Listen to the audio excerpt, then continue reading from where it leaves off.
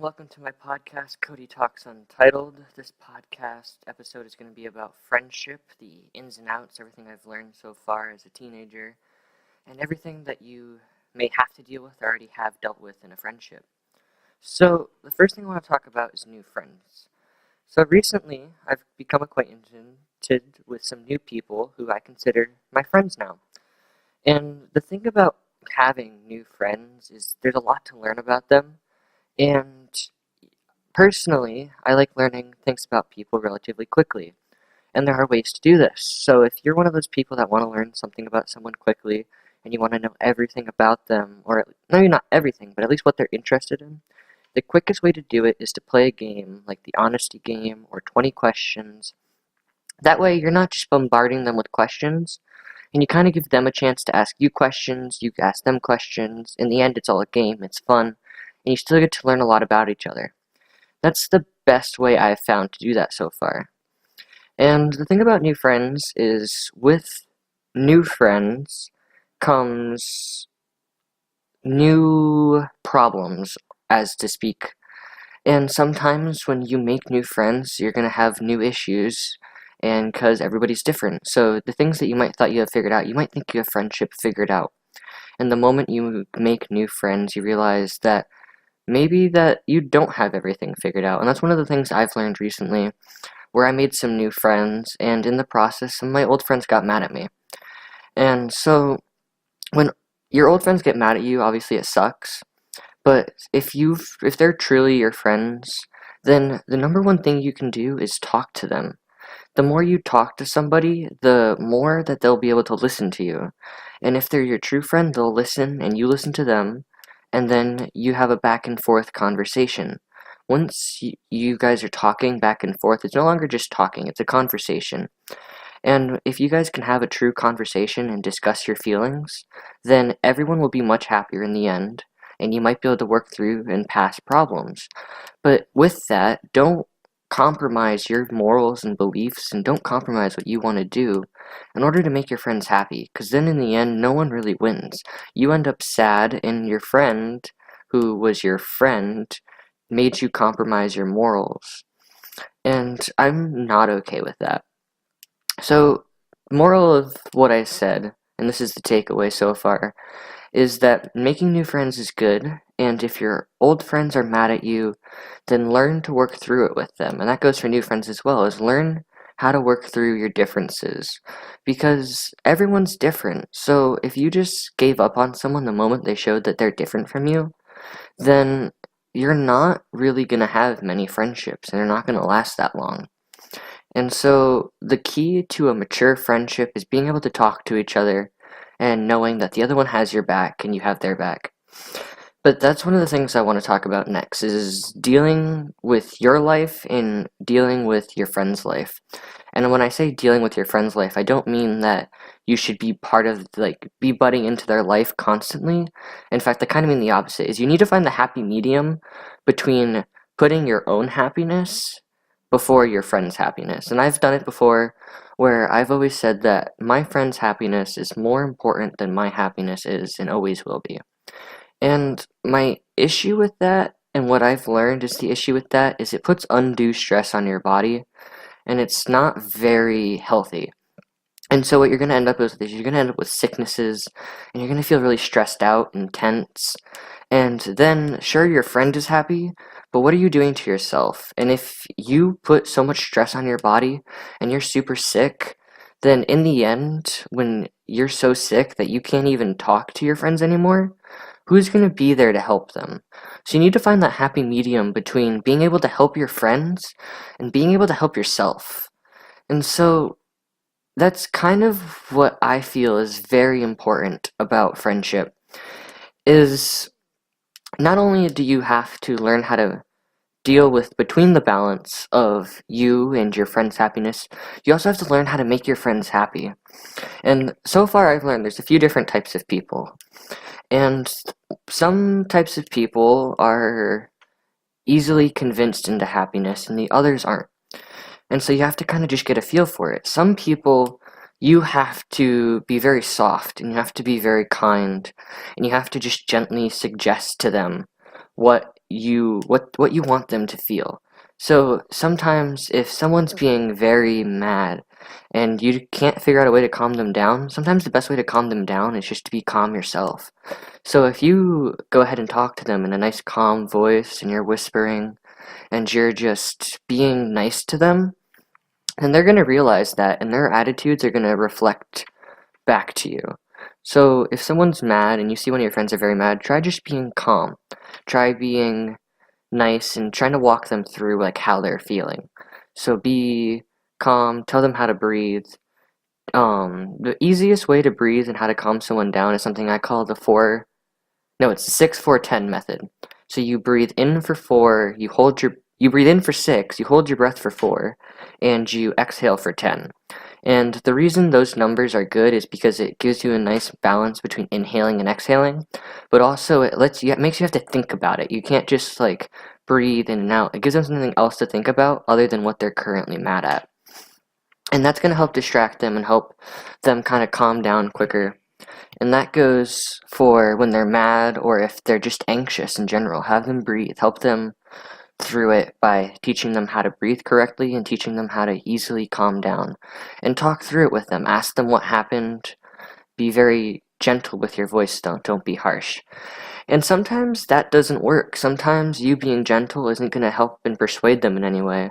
So instead what you have to do is you have to be a little more like forceful about it, and you have to be like, no, okay, you're mad right now, I get that, but you can't just be sitting around, you can't just be moping around and feeling bad for yourself. You have to get out there and you have to do something about it, and you can't do something about it aggressively.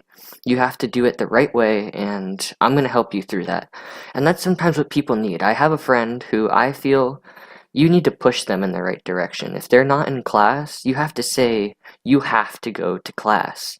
Because that's how they're going to listen, and that's how they're going to end up calming down, is knowing that you have their best interest in mind and aren't going to just push over every time they're feeling sad or mad or down. And that brings me on to my next point and my final type of person or personality, and that is the person who needs help in a kind of different way than the other two, and that's the person that like you want to be gentle, but you still also need to be forceful, and there's a fine balance between the two, where sometimes they're not going to want to talk, and you're going to say what's wrong, and they're going to say nothing, and they're going to say I'm fine, and I don't want to talk about it. And that's when you need to let them know that you're not only there for them, that you're not afraid to talk about things like that yourself. And that's when like you need to bring your own kind of like sad stories into light and talk to them about how that you understand pain and you've been there and like you know what's happening. And if you don't know, say that you want to learn. Say that you want to know how they're feeling, and you're going to do everything in your power to help them through how they're feeling. And those are the type of people where you want to be forceful about it, kind of like, okay, if you're not going to tell me what happened to you, I'm going to tell you what happened to me, and we're going to go from there. And that's how you're just going to have to do it. And if that doesn't work, then if that doesn't work, then try to be a little nicer about it, but still do the same kind of steps in the sense that you want to be nice. You don't want to just force them, like, talk to me now, because that's going to shut them away. So you have to be more, not going to be, say, persuasive about it, because when you say persuasive, it almost sounds like you're trying to get people to take your side over their own. So really the real word for it would be convincing, but even that's not the best. The word for it would be friendly, I guess, and show them that you care, but not by shoving your careness down their throat. So tell them a story about yourself, like a time you were feeling sad and a time you were feeling down. And tell them that, like, there are ways through it, and tell them what you know. Share with them your knowledge, and even in the end, if it doesn't help them, they'll at least know that, like, you're not out to get them, and you're not trying to just know how they feel to make fun of you. You're trying to learn how they feel so they feel better about themselves. And so, in the end, I feel like that's the best way. And those are the 3 best ways I've found so far to help people through what they're feeling. Now I'm going to talk about what I call is the next steps. So the next steps, and this is going to happen at the end of every podcast, is what I feel people should do in the future. And so recently I've read a book called Catcher in the Rye, and in Catcher in the Rye, if you don't know, there's this character named Holden Caulfield. Holden is a teenager who is going through a rough time and doesn't know exactly what to do. And the big portion of the book, all he wants to do is find a connection with somebody. But he can't do that, and why is speculated. Some people say he's just a regular teenager facing regular teen problems. Some people say he's bipolar. Some people say he's schizophrenic. Either way, that shouldn't be that shouldn't stop him from finding a connection, in the sense that if you see someone who's struggling to find a connection, try talking to them. Even though they might seem a little rough around the edges, they may still be nice on the inside, and you won't know that unless you try. And so that's one of the things I want to talk about as well, is different types of mental illnesses, and that kind of falls into friendship category right now. I might do a separate podcast on it because it's such a big topic, but recently I've noticed that a lot of people are having depressive episodes, or having episodes of anxiety, or having other types of episodes like that, and it's kind of just becoming like the norm for teenagers, which is very sad but very true at the same time. And that's something that we're going to need to work on as a human race, and how we're going to need to work on as a generation. And so when you see someone who's having anxiety, or maybe even having an anxiety attack, the best way to deal with them is just to be there and just watch them, not creepily, but watch them, and like let them know that like you're there to listen if they want to talk, or you're there to talk about anything else. You can let them know that you're not going to force them to talk about what's wrong. And that seems contradictory to what I've been saying previously, but when someone's having an anxiety attack, sometimes the only way to break them out of the cycle is for them to talk about anything but what's happening. Because if they talk about what's happening, it's just going to make them more anxious. Now, when it comes to a depressive episode, and I'm using this lightly, in the sense that depression isn't a light thing to talk about. Depression is a very serious topic. But when I say depression in this way, I'm talking about the sadness and emptiness that teenagers have been feeling quite commonly recently. And so the only way to deal with that really is to go ahead and have a conversation with them. Use the 3 topics I told you last time. And that's basically all I have to say on that, is use those topics, use those strategies, and try to get them just to open up, and at least let them know that they're not alone, and let them know that what they're feeling is normal, and tell them that.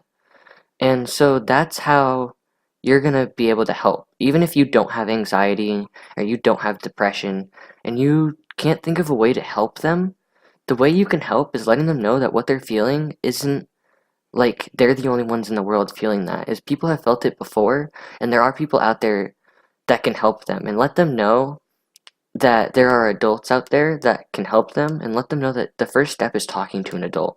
Because even though it's sad, children don't have power in this world. And I guess that's all I have to talk about this time. So the key takeaways are going to be those 3 topics I told you earlier about how to deal with people who are sad, from being gentle, from being forceful, from being a combination of the 2. And you also need to recognize that some people aren't just feeling like the regular amount of sadness. Some people are feeling something that you might not be able to help yourself. And that's okay. And all you have to do is tell them that, like, you're not the only one out there and you need to go have help. And they might say, like, there's nothing wrong with me, and they're not going to want to admit there's something wrong with them.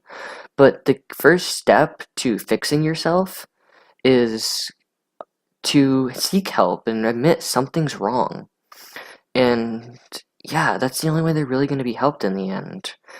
And that's all I have, really, is those 3 steps, and and getting people to admit that they're not maybe as normal as they thought. So that's it for today's podcast of Cody Talks Untitled.